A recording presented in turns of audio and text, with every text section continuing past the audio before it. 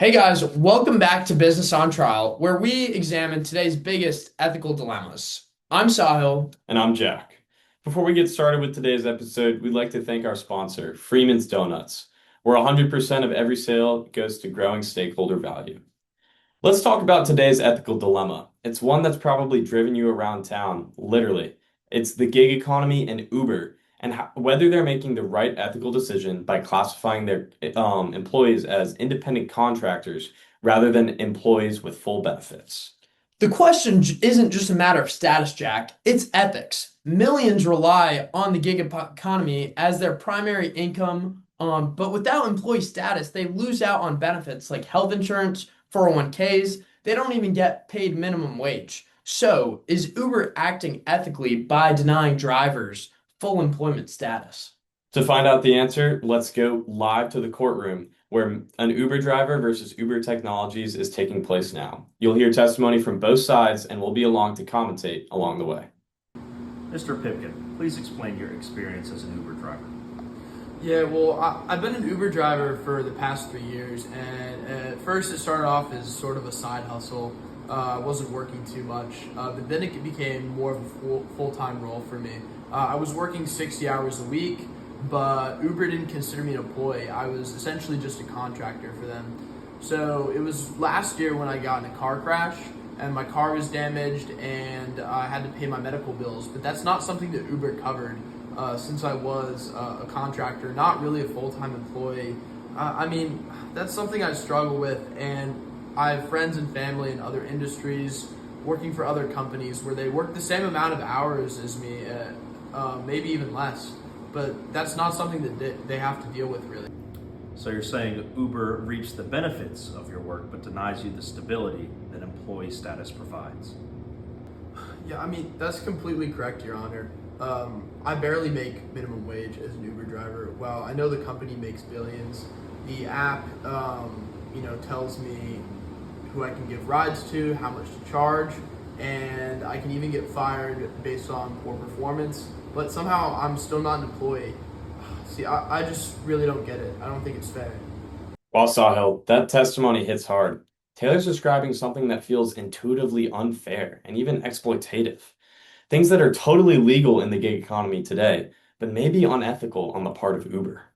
I think that's right, Jack. And what Taylor's really getting at without saying is this idea of distributive justice. That's the ethical principle concerned with how benefits and burdens are fairly distributed across members of society. In this case, Uber's business model concentrates enormous profit at the top, executives and shareholders, while drivers like Taylor receive little benefits and barely scrape by. From the distributive justice perspective, an ethical system would ask, is this division of wealth and power fair relative to the contribution each party is kind of making here? Taylor's providing the labor, the customer interaction, and even the vehicle in this process, yet he doesn't share an equitable value that he helps create. So when we evaluate Uber's decision through this lens, we're not just asking if it's legal, Jack. We're asking if the rewards of the gig economy are being distributed in a way that respects human dignity and proportional fairness. Yeah, I think that's a great way to break down what Taylor was saying. But I think there's another ethical framework that's on his side that he didn't really touch on.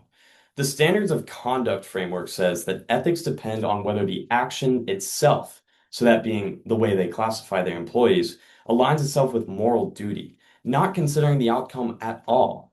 If you believe companies, no matter the situation, should provide people that work with them the benefits that they would provide to all employees, then classifying these drivers as independent contractors violates that duty for Uber, regardless of whether the company is remaining profitable or providing benefits to society.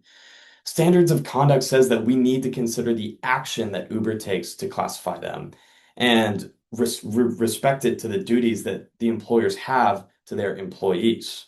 So, if I understand that right, Uber's choice to classify drivers as contractors, knowing it avoids giving them benefits, would be unethical if you believe employers have that moral duty to provide benefits that come from employment to people that make the business run. That's exactly right, and that's what Uber needs to consider, along with the distributive justice framework that we just touched on.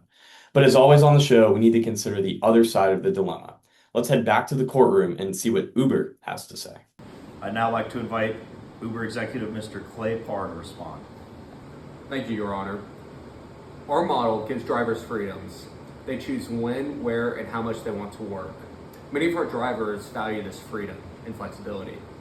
Without this, and classifying our drivers as full-time employees, this would create rigid schedules, fewer opportunities, and potentially higher prices for drivers. So your position is that this model benefits both sides. Yes, Your Honor.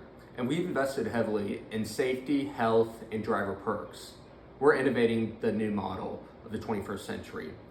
This model allows people and more drivers to get on the platform, allowing people to earn extra money as a side hustle. Additionally, with these more drivers, this allows more supply, which ultimately lowers the cost for all riders that we serve.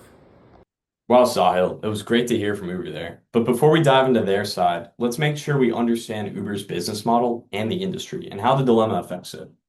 Uber and other ride-sharing companies operate in the gig economy. They act as a service connecting drivers to customers, taking a percentage of every transaction. All of their competitors follow this model, and this is how they've been able to grow to be a household name. Their model depends on scale and flexibility. Uber doesn't own cars. They don't hire full-time employees, but by classifying these drivers as independent contractors, Uber avoids the major costs that come with being a traditional employer. They avoid things like payroll taxes, health benefits, overtime pay, and sick days for their drivers. These savings are what make the ride-sharing model financially sustainable at its current prices.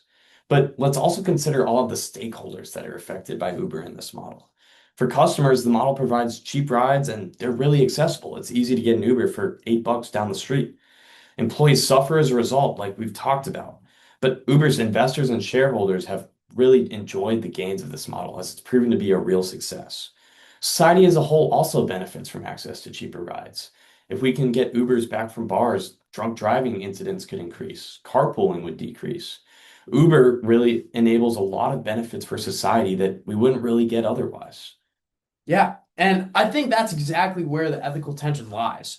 Uber's success and profitability depends on minimizing labor costs, but it comes down to a real cost, human drivers. So for Uber, reclassifying drivers as employees could increase expenses by billions annually, potentially forcing higher ride prices, reducing driver flexibility, and even cause layoffs.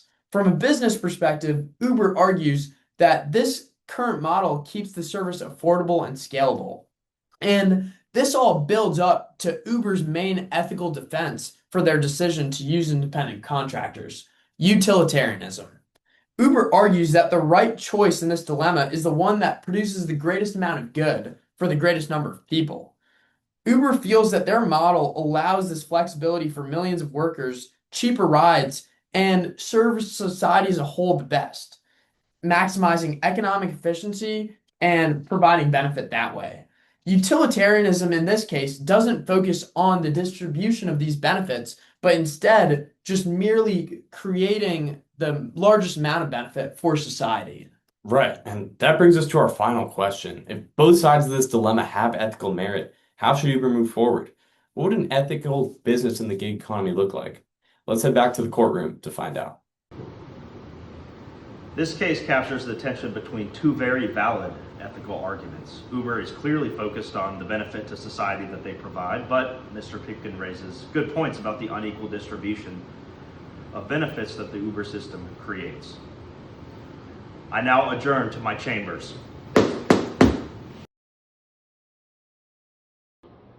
I have deliberated, and now I will read my final statement. The court understands that you cannot self-regulate this matter due to the competitive nature of Uber's industry. If they were to make sweeping changes to their pay structure, it would render them uncompetitive compared to other gig companies like Lyft and DoorDash.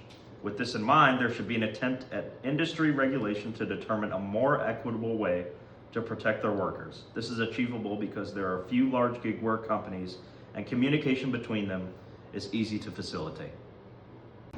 Yeah, well, I mean, I think that's a great start to the problem, but it still doesn't fix the whole thing. Asking Uber to work with their industry competitors still doesn't guarantee I'll get the status I need. Uber values our drivers and partners, and we are committed to increasing their well-being and health. We are also willing to work with our partners and competitors in the industry to maintain driver stability while also increasing their well-being. However, we do have an obligation to our shareholders to maintain profitability and our business strategy. And we respect that the court addresses both of these issues in its deliberations. So, Jack, where did we land? Uber and the gig economy isn't ethically right or wrong. It's gray, evolving, and deeply linked to society. What can Uber really do here? Well, the judge clearly knows that Uber can't change their business model unless their industry partners help. That's why he leaned on external regulation. But internally, there are still a few small tweaks that could help drivers like Taylor get the benefits that they feel they deserve. Whether that's proportional benefits based on hours driven or employment benefits to drivers with the most hours, Uber could be an industry leader in protecting their drivers. Yeah, and externally, Uber could attempt to work with industry partners and competitors to find a solution that allows them to provide a standardized worker classification that benefits their employees.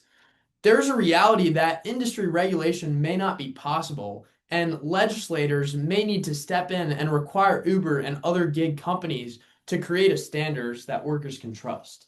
That's a great point. And when evaluating this dilemma in the future, Uber has to consider both the perspective of the drivers and the millions that interact with Uber and their services as they navigate the dilemma. Time will tell us how the gig economy of the future will look, and if it's more ethical or less. Well, Jack and viewers, that about wraps up the time we have today. So yeah, I'm Sahil, And I'm Jack. and this is Business on Trial. We look forward to seeing you guys next week, and we're gonna pose new ethical dilemmas to unpack.